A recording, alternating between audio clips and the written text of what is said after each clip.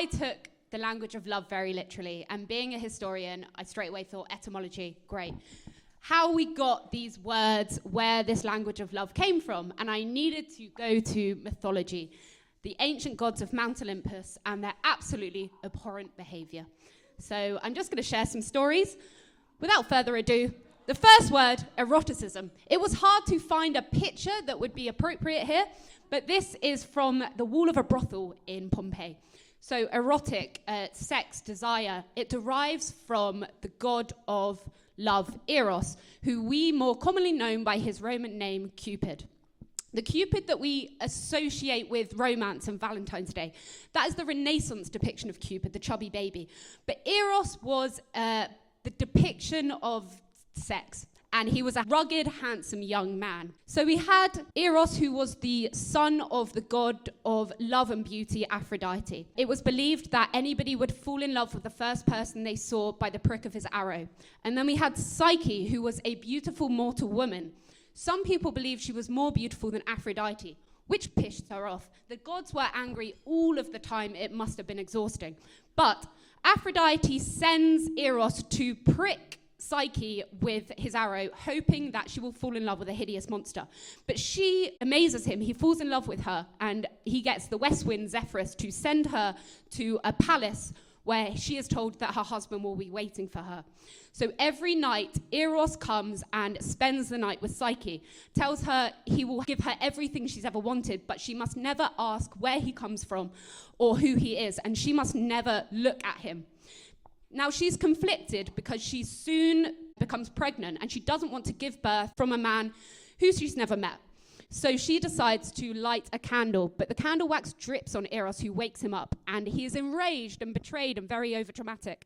And he leaves, and he decides that that's it. Psyche is distraught and asks Aphrodite if there is anything that she can do. She is told that she can complete 3 impossible tasks, which she does, and she wins Eros back. Psyche is immortalized and becomes the god of, as her name suggests, the human body and the human spirit. So as a lovely etymology trio, they bear a child whose name is Passion, I believe. I've forgotten now.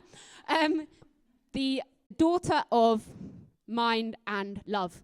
The next story I want to talk about is Narcissus, to be in love with oneself. This comes from the story of a hunter named Narcissus, who was a gorgeous man who broke hearts wherever he went because everybody loved him and he never wanted them to love him back. This was the case for Echo, who was a forest nymph. Now, due to an unrelated curse by another god, Echo could not talk. She could only repeat the last words of a sentence spoken to her, hence the term Echo. So she falls in love with Narcissus, but she can't speak, and so she just goes to embrace him, which disgusts Narcissus, and he tells her to leave her alone. Distraught, Echo leaves, but she can only repeat the words alone over and over in the forest. The god of redemption, Nemesis, sees this, and it angers her, and she thinks it's time for Narcissus to understand what heartbreak feels like. So she lures Narcissus to the water, where he falls in love with his reflection. Days go by, and he is enamored by his one true love. But he cannot fully embrace his love, and he finally understands the pain of heartbreak. Now, there are a lot of ways that this story ends. One is that the pain of leaning over the water all the time kills him from exhaustion. Another is that he can't resist anymore and he jumps into the water and drowns. Another is that upon realizing that it's his reflection, he can't take the grief and the heartbreak and he drowns himself. But all of them end in Narcissus dying, and the moral of the story being the dangers of self-obsession and vanity. When Narcissus dies, he is immortalized by becoming the flower that we know today as the Narcissus flower, or in other words, the daffodil. So the daffodil leans over, always looking at its reflection. Now, there is one more story that I want to talk about, and you will see why in a second. It's another god of love and sex and desire, Priapus. Now, Priapus was a minor deity of fertility. He was the protector of the male genitalia and the god of sexual deviance as opposed to just sex. You might think this would make him a hit with the ladies. No, it was the opposite. So Priapus was the son of the god Dionysus, the god of partying and wine, and the goddess Aphrodite of love and beauty. Again, you'd think, what a fantastic combination.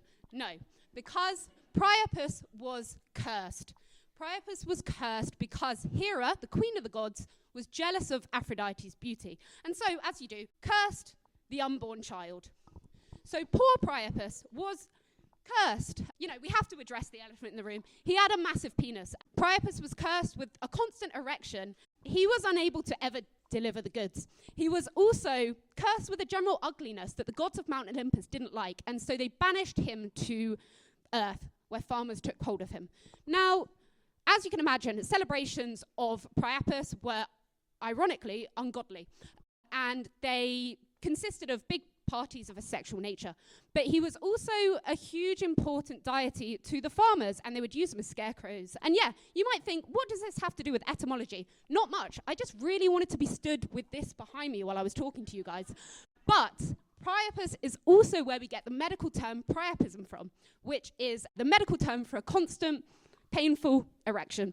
And I think that's a good place to end. So yeah, thank you very much.